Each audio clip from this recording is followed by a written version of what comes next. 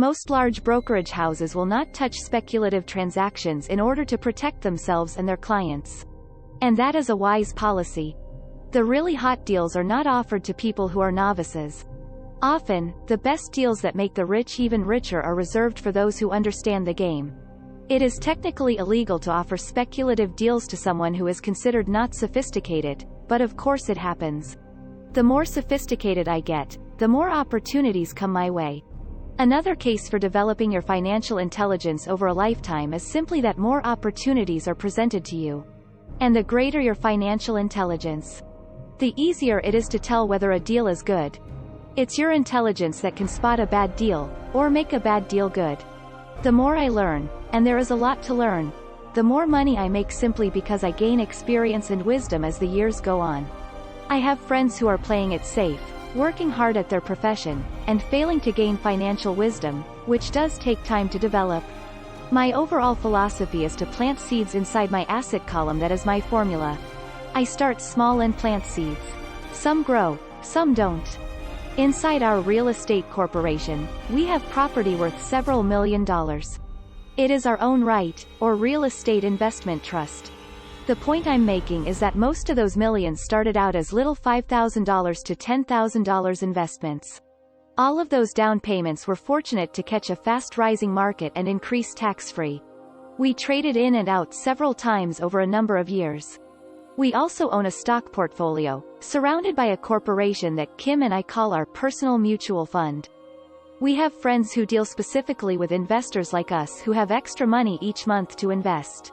We buy high-risk, speculative private companies that are just about to go public on a stock exchange in the United States or Canada. An example of how fast gains can be made are 100,000 shares purchased for 25 cents each before the company goes public.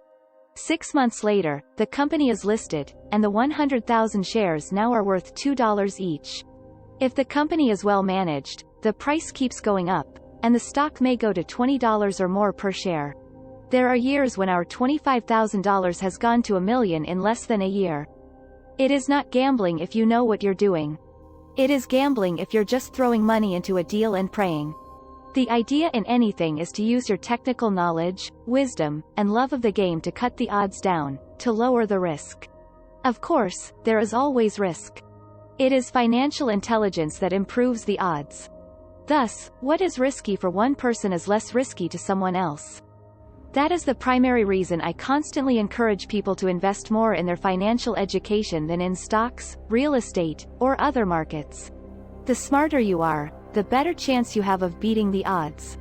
The stock plays I personally invested in were extremely high risk for most people and absolutely not recommended. I have been playing that game since 1979 and have paid more than my share in dues. But if you will reread why investments such as these are high risk for most people, you may be able to set your life up differently, so that the ability to take $25,000 and turn it into $1 million in a year is low risk for you. As stated earlier, nothing I have written is a recommendation. It is only used as an example of what is simple and possible. What I do is small potatoes in the grand scheme of things. Yet for the average individual, a passive income of more than $100,000 a year is nice and not hard to achieve. Depending on the market and how smart you are, it could be done in 5 to 10 years. If you keep your living expenses modest, $100,000 coming in as additional income is pleasant, regardless of whether you work. You can work if you like or take time off if you choose and use the government tax system in your favor, rather than against you. My personal basis is real estate. I love real estate because it's stable and slow-moving. I keep the base solid. The cash flow is fairly steady and, if properly managed, has a good chance of increasing in value. The beauty of a solid base of real estate is that it allows me to take greater risks, as I do with speculative stocks.